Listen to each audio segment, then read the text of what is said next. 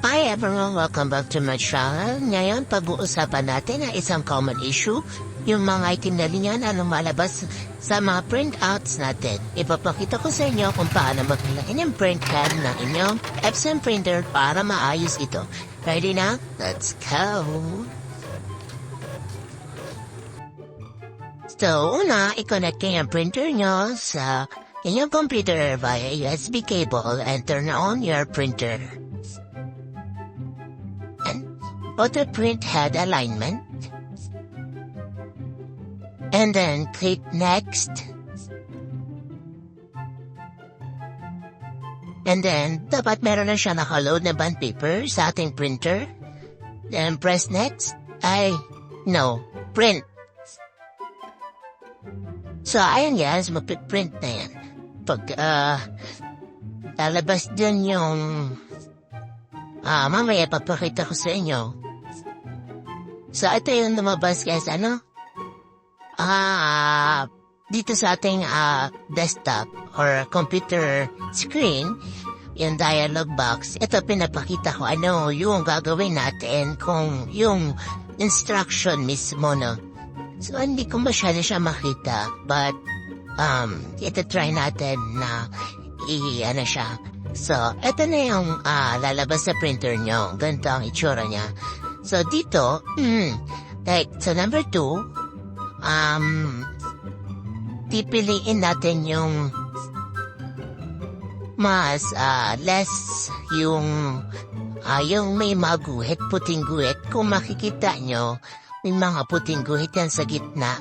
At pipiliin natin dyan. Hamba dito sa number 2, yung pinakawalang linya. Like ito, so i-click natin is number 3 kasi siya yung walang linya na sa gitna. Or kaya sa gilid na puti. O tapos then, dito sa number 3, itong pink na kulay, dark pink. Ganun din yung gagawin natin. And then, dito din sa number 4, piliin natin. So dito is number 2. Which is kasi, hindi siya masyadong kita sa device, but sa person na makikita niya, guys, kung alin yung pinaka-close. Then number 7.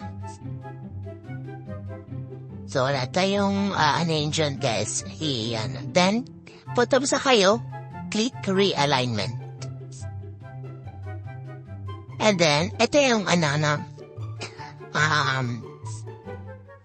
pwede nyo rin i-click yung print, pwede din naman na skip.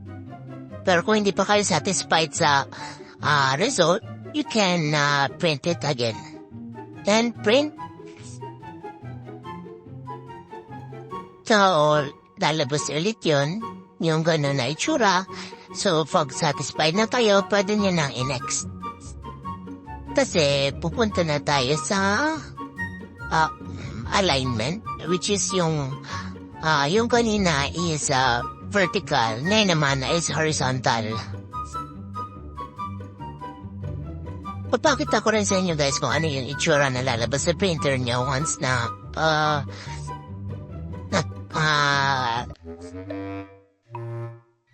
lumabas na siya. I-scan ko na nga siya para makita nyo. So, tayo kanina guys na. So, yung halimbawa sa press natin din. Kasi pag-print out natin ulit siya, so lumabas ulit siya. Then, ayan, next ulit. I'm sorry guys, medyo matagal siya.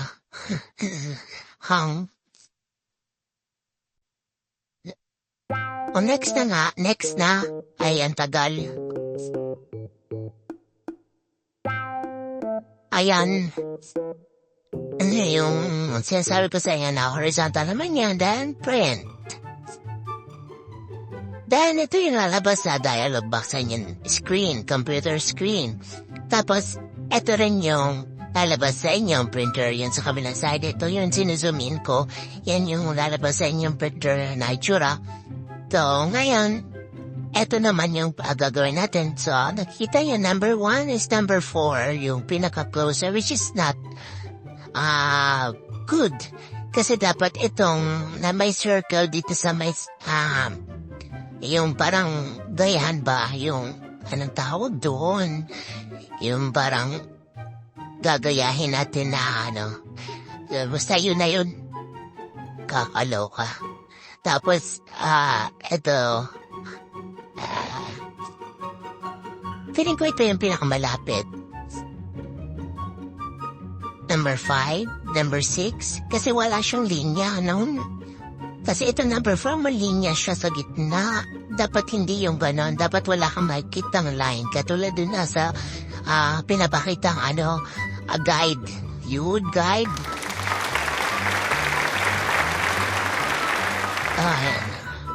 Masasuriin niya lang na mabuti guys na kung ano sa tingin niyo yung pinaka-close dito sa circle, yun yung piliin nyo na na number. O dito sa number 1, number 4 na nakalagay, piliin na lang natin yung pinaka-close. So, sa akin tagal mamili, my goodness.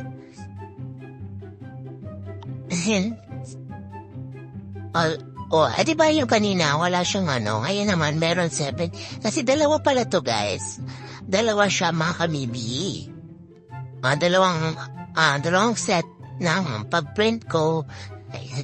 Kanina, yung wala siyang, yung, wala, parang black line lang yun nandito. So, piliin na natin yung number 5. Ayan. Then, click realignment. Then, lalabas ulit yan, guys. Ganito din siya. So, print lang natin yan ulit. So, medyo magastos po yan sa bond paper. Pero, gaya mo baalala kasi para naman yan sa inyo. Print out ng inyong printer. Kung satisfied na kayo, guys, you can just finish this one.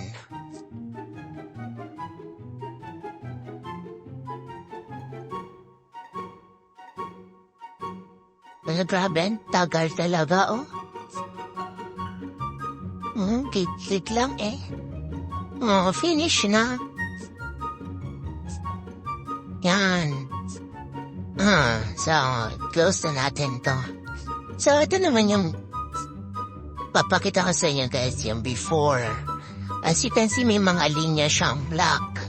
Hindi naman siya ganun ka-visible, pero I'm sure na may epekto pa rin yan sa printouts natin. So, ito yun. Black lines. Ang nakikita ko siya sa kanya, ayan may mga black lines siya. Zoom in ko lang para makita niyo talaga yung mga sinasabi kong black lines. Yan. Ayun diba? Nakakainis pa ganyan. May printout na ganyan lumabas, sayang sa ink. Diba? Actually guys, Xerox lang to. Hindi ko siya inano sa colored kasi hindi siya masyadong visible. Dapat black para kitang-kita. O kaya ganito lang para kita-kita yung black lines. So ito na yan. After natin mag-alignment, print head alignment, ito na yung result. So nawala na yung mga black lines. Diyan. So clean na siya. So okay na yun. Pwede na. Diba? Ganun lang kadali. Tama na yan. Okay na yan, okay na. Aloka. Ayaw pang tigilan. Sabihin mo dyan.